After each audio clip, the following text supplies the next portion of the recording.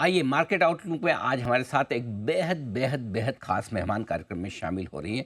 लंबे समय बाद हम उनसे मुलाकात कर रहे हैं। हमारे साथ कार्यक्रम में शामिल हो रही हैं फर्स्ट ग्लोबल की फाउंडर और चेयरपर्सन देवीना मेहरा जी। और मैं आपको थोड़ी देर इससे पहले कि मैं देवीना जी से सवाल पूछूं, मैं चाहता हूं कि 2 मिनट आप 2 मिनट भी नहीं, मुश्किल से 30 सेकंड लगेंगे, लेकिन ध्यान से मैं कुछ बातें बताने जा रहा हूँ जो सुनिएगा देवीना जी के बारे में, ताकि फिर आपको उनको सुनने में बड़ा मज़ा आएगा और बड़ा डायरेक्शन भी मिलेगा। देवीना जी ने IIM अहमदाबाद से, जो कि देश दुनिया की सबसे बेहतरीन मैनेजमेंट इंस्टीट्यूट मानी जाती है, वहाँ से आपने गोल्ड मेडल हासिल किया। और अभी तक के 55 साल के इतिहास में जो IIM अहमदाबाद का है, सिर्फ 2 महिलाओं ने गोल्ड मेडल हासिल किया, उनमें से एक देवीना जी हैं। लखनऊ यूनिवर्सिटी से आपने गोल्ड मेडल हासिल किया है। इसके अलावा आप 50 मोस्ट पावरफुल वुमेन बिजनेस में जो है उसकी फॉर्चून मैगजीन में 2022 में आप शामिल हो चुकी हैं, 50 मोस्ट पावरफुल वुमेन में। और इसके अलावा आप काफ़ी कुछ लिखती हैं। आपने किताब लिखी है मनी मिथ्स एंड मंत्रास, इसके अलावा द अल्टीमेट इन्वेस्टमेंट गाइड, और कई सारी किताबें भी लिखने का काम किया है देवीना जी ने। अभी आप फर्स्ट ग्लोबल की फाउंडर तो हैं ही, चेयरमैन और मैनेजिंग डायरेक्टर भी हैं। और इसके अलावा फर्स्ट ग्लोबल के बारे में बता दूं, जो जापान को छोड़कर एशिया की पहली ऐसी फर्म थी जो लंदन स्टॉक एक्सचेंज पर लिस्ट होती हुई, उन पे काम करते हुए भी दिखी है। देवीना जी, बहुत बहुत स्वागत है आपका, धन्यवाद हमें समय देने के लिए। Good morning. हमने आपको इसलिए आमंत्रित किया कि बाज़ार का मूड माहौल ऐसा है कि हमें एक बड़ी रिलायबल और अनुभवी वॉइस चाहिए जो थोड़ा डायरेक्शन दे सके कि आगे बाज़ार किस तरह से रहेगा। डर बहुत है लोगों में और चिंता भी है, पोर्टफोलियो में नुकसान भी हो रहे हैं। बताएं कितना दर्द और बाकी है इस बाज़ार में। शुक्रिया अनिल, और thank you. For very kind introduction also. वैसे किताब मेरी ये पहली ही है, ये ओह। बात अलग थी अभी। ओह, अभी लवली। अमेजोन पे ओवरऑल नंबर 1 बन गई है, तो वो ओह, चीज, इतनी स्पेशलाइज किताब का ओवरऑल नंबर 1 बनना बड़ी बात है। तो जहाँ एब्सोल्युटली। तक बाजार का सवाल है, अब आपने अनुभवी होने का बात करी। अब बात यह है कि अभी जो अधिकतर निवेशक बाजार में हैं, आप डीपी अकाउंट से भी देख लें तो अधिकतर लोग बहुत नए हैं बाजार में, उन्होंने इतिहास अनुभव किया ही नहीं है। तो उनको थोड़ा सा बता दें कि ये बात कि बाजार ऊपर नीचे होता है, ये थ्योरी में तो हम लोग सबको मालूम है, लेकिन जब होता है तब लगता है कि दुनिया का अंत होने जा रहा है। और अगर आप 18-19 साल का भी इतिहास देखें तो हर साल सेंसेक्स या निफ्टी 10% से ज्यादा गिरे हैं। 3 ही 4 साल ऐसे थे जब नहीं ऐसा हुआ, और उसमें से एक साल 2023 भी था। तो 2 साल के बाद आपको इस तरह का की गिरावट नजर आई। लेकिन इंडेक्स पूरी तरह वो कैप्चर नहीं कर रहा जो शायद आपके दर्शकों का पोर्टफोलियो का हाल हो, और उसका कारण ये है कि स्टॉक्स ज्यादा गिरे हैं। ये मैंने आंकड़ा देखा था 8-10 दिन पहले, हो सकता है अभी उसमें थोड़ा इधर उधर हुआ हो, बट पैटर्न तो वही होगा कि 64% स्टॉक ऐसे थे जो 25 से 50% गिरे हैं, और 19% ऐसे थे जो 50% से भी ज्यादा गिरे हैं। तो एक तरह से आप सोचिए तो 85% स्टॉक 25% से ज्यादा गिरे, जबकि इंडेक्स में ऐसी गिरावट नहीं हुई। तो ये थोड़ा सा जिसके कारण लोगों को दुख दर्द ज्यादा है। मेरा जहां तक मेरी सलाह है वो बदली नहीं है। पिछले 7-8 महीने से मैं वही चीज कह रही थी। मैंने अपनी पिछले जुलाई की ट्वीट भी दोबारा रिपोस्ट की थी, तभी मैंने कहा था कि स्मॉल कैप माइक्रो कैप से निकल जाइए बाय एंड लार्ज, और थोड़े बड़े स्टॉक वाले थोड़े स्टेडी पोर्टफोलियो में जाइए। और अभी भी मैं वही कहूंगी। अब अगर आप थोड़े स्टेडी पोर्टफोलियो में हैं, सोच समझ कर आप खरीदारी कर रहे हैं, या नहीं पहले खरीदारी की तो वहां से निकल के आप समझदारी से खरीदारी करिए। तो जो भी आपको इक्विटी या शेयर मार्केट में लगाना है पैसा, अब ऐसा समय नहीं है कि आप निवेशित ना रहें, अब निवेशित रहने का समय है। ये भी एक आंकड़ा है कि बाजार में आप जब से सेंसेक्स शुरू हुआ है, जो 40 से ज्यादा साल हो गए, उसमें अगर आप 10 सबसे अच्छे दिन निकाल दें, और लगेगा 40-45 सालों में 10 दिन क्या होते हैं, लेकिन अगर आप 10 सबसे अच्छे दिन निकाल दें तो आपका जो रिटर्न है वो 2/3 निकल जाता है। तो जैसे अगर आपका 100 रुपये 75,000 रुपये हुआ, अगर आपने 10 दिन निकाल दिए तो वो 25,000 रह जाएगा।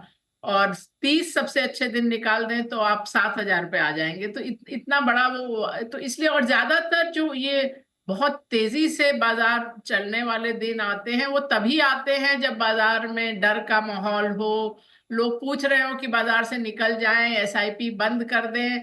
उसी समय आते हैं जब तेजी होती है, तब उसमें एक एक दिन में बाजार इतना कभी चलता नहीं है। तो मोटी बात यह है कि निवेशित रहिए, लेकिन सोच समझकर।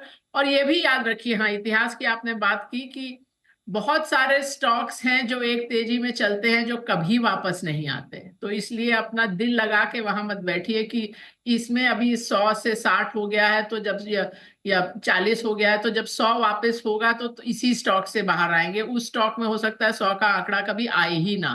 तो ये मैं हमेशा कहती हूँ, आज की डेट में 4-4.5 हजार कंपनियां ट्रेड होती हैं। आप अभी तक के सारे आईपीओस को टोटल करें तो उससे बहुत ज्यादा बड़ा आंकड़ा है। 90 के दशक में 2 साल थे जहां 1200-1300 आईपीओ हर साल आए। तो वो भूल जाइए कि अब जो 2024 में जो कुछ चला था वही चलेगा अगली बार। तो आपको आज की डेट में आपके पास कैश हो तो आप कहाँ निवेशित होंगे, वो सोच समझ कर वहीं पे जाइए। बिल्कुल ठीक बात है। तो 2-3 चीज़ें आपने बहुत इंटरेस्टिंग की कि बाज़ार में इस तरह के करेक्शन हमेशा आते हैं, इस बार भी है, लेकिन बाज़ार ख़त्म नहीं होता, बंद नहीं होता। हाँ, कुछ शेयर ऐसे होंगे जो वापस तेज़ी में भी नहीं चलेंगे। आपको ये देखना है कि कहीं आपके पास ऐसे शेयर तो नहीं। वैसे देवीना जी, मैं अगला सवाल पूछूँ उससे पहले, हमारे एक एक्सपर्ट हैं सच्चिदानंद उत्तेकर पुणे से, वो उन्होंने ऑलरेडी मुझे स्क्रीनशॉट भेजा, आपकी बुक उन्होंने ऑर्डर की है अभी अभी अमेज़न पे। वो आपके बड़े फ़ैन ने बोला कि मुझे वो बुक पढ़नी है, उन्होंने मुझे स्क्रीनशॉट भी भेजा। तो देखिए, आपको लोग सुनना और देखना चाहते हैं काफ़ी, और आपकी बुक भी पढ़ना चाहते हैं। अच्छा, अब ये बताएं कि अ, इस बाज़ार में कैसे और कहाँ पैसे लगाने चाहिए? जैसा मैंने कहा, देखिए, आप अगर इतिहास की ही बात है, हमारे दिमाग में रहता है कि शेयर बाजार से जो भी 14, 15, 16% रिटर्न आता है, जो कि आया है इतिहास में। लेकिन हर दशक में अ, वो रिटर्न बिल्कुल अलग हो सकता है। हर साल ही नहीं, हर दशक भी अलग हो सकता है। जो 1980 वाला दशक था, जो 80 का दशक था, उसमें 21% कंपाउंडिंग मिली थी। अगले दशक में 14, फिर 17। और जो 2011 से 20 वाला दशक था, उसमें 9% भी कंपाउंडिंग नहीं हुई। जबकि उस समय मैं इससे इतना आपको समझ में नहीं आएगा, लेकिन आप अगर सोचिए, 100 रुपए आपने 2011 में लगाए होते तो 10 साल में आपको 230 मिलते, जबकि उन दिनों फिक्स डिपॉजिट के रेट ज्यादा थे, आपको फिक्स डिपॉजिट में ही 200 मिल जाते। तो एक वो पूरा दशक जब आपको रिटर्न नहीं मिला, उसी के कारण ये जो कोविड लॉस से तेजी आई है वो आई है। तो इसीलिए मुझे उतना अब भय नहीं है कि यहाँ से लार्ज कैप बहुत ज्यादा गिरेंगे। जहां तक सेक्टर्स का सवाल है, हम अपने पीएमएस में हर तिमाही के शुरू में उसको बेस जीरो से देखते हैं। बेस जीरो का मतलब है कि आप भूल जाइए कि आपके पास क्या है। आज आपके पास कैश होता तो सबसे अच्छी निवेश की जो अपॉर्चुनिटी है, मौके हैं, वो कहाँ हैं, उस हिसाब से देखते हैं। तो आज की डेट में जहां हम ओवरवेट हैं, हो सकता है, ये नहीं मैं कह रही हूँ कि अगले 2 साल वहीं ओवरवेट रहेंगे, बट फिलहाल जहां ओवरवेट है और जहां हम लोग कुछ समय से ओवरवेट है, वो है IT, pharma, pharma and health care, और ऑटो कंपोनेंट्स। उसके अलावा इधर जो पिछली 1-2 तिमाही में थोड़ी एडिशन हुई है, शायद ओवरवेट तो फिर भी नहीं हो, एफएमसीजी में, थोड़ा केमिकल्स में, और थोड़ा बैंक्स में भी। बैंक्स में अभी हम लोग फिर भी अंडरवेट ही मैं अधिकतर रहती हूँ। कई लोग मुझे बोलते हैं कि आपका तो तकिया कलाम है कि I am nervous investor in banks and lenders, but banks का बहुत लंबा समय अंडर परफॉर्मेंस कर रहा है। पिछले 5 साल में आप देखें तो एक ही साल 2022 में बैंक निफ्टी ने निफ्टी को आउट परफॉर्म किया, बाकी 20, 21, 23, 24 हर बार अंडर परफॉर्म किया। तो अब क्रेडिट कंसर्न्स तो है, पर अब उतना खराब नहीं लगता है सेक्टर। वहां थोड़ा एडिशन किया है, पर अंडरवेट ही है। कैपिटल गुड्स, इंडस्ट्रियल्स वगैरह में हमने एंट्री की थी बहुत पहले। अधिकतर लोगों को 2023 में ये कहानी समझ आई। हम 2021 अक्टूबर से ओवरवेट थे, 3 साल के बाद वहां अंडरवेट हुए, पर अभी इधर जो भाव काफी घटे हैं, उसके बाद कुछ वहां एडिशन भी किया है। तो ये मोटा मोटा सेक्टर्स के हिसाब से ये होगा हमारा अभी अभी का जो निवेश है अपने पोर्टफोलियो मैनेजमेंट स्कीम में। बिल्कुल ठीक बात है। एक और बात, चूंकि आप भारत के बाज़ारों के अलावा ग्लोबल मार्केट्स को भी बड़ी क्लोजली ट्रैक करती है, क्या अमेरिका के बाज़ार भी टॉप करने की तैयारी में? और दूसरा ये कि क्या एफआईज हमारे यहाँ बेचना रोकेंगे, या उम्मीद करना गलत होगा? एफआईज की खरीदारी वापस लौटने के जल्दी से आसार नहीं दिख रहे। देखिए, जहां तक पहली बात तो ये मैं आपको सबसे आपके दर्शकों को बोलूं, सब सोचते हैं कि विश्व बाजारों या ग्लोबल मार्केट्स का मतलब है अमेरिका। तो ये यही सबसे बड़ा मिथक है कि अमेरिका सबसे बड़ा बाजार हो सकता है, लेकिन वो दुनिया नहीं है।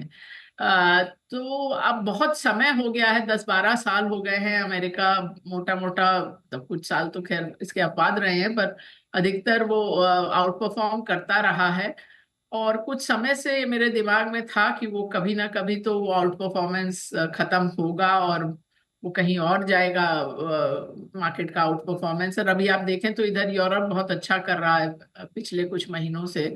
और पहले मुझे लगता था कि हो सकता है अभी थोड़ा समय और हो, लेकिन अभी जो ट्रम्प की सरकार आने के बाद जिस तरह से चीजें एकदम रोज इतने तरह के अनाउंसमेंट होते हैं जो वापस लिए जाते हैं, ये होता है वो होता है, उसमें अगर आप देखें तो इन्फ्लेशन की दर, वहां मुद्रास्फीति की दर भी बढ़ी है और कंज्यूमर कॉन्फिडेंस भी कम हुआ है। तो अभी हो सकता है, मुझे लगता है कि अमेरिका के आउट परफॉर्मेंस के दिन कुछ ही बचे हों। ये हम लोग देख रहे हैं, अभी पूरी तरह से इस पर दिमाग नहीं बनाया है, पर वो एक बड़ा रिस्क बन रहा है, ये तो दिख रहा है।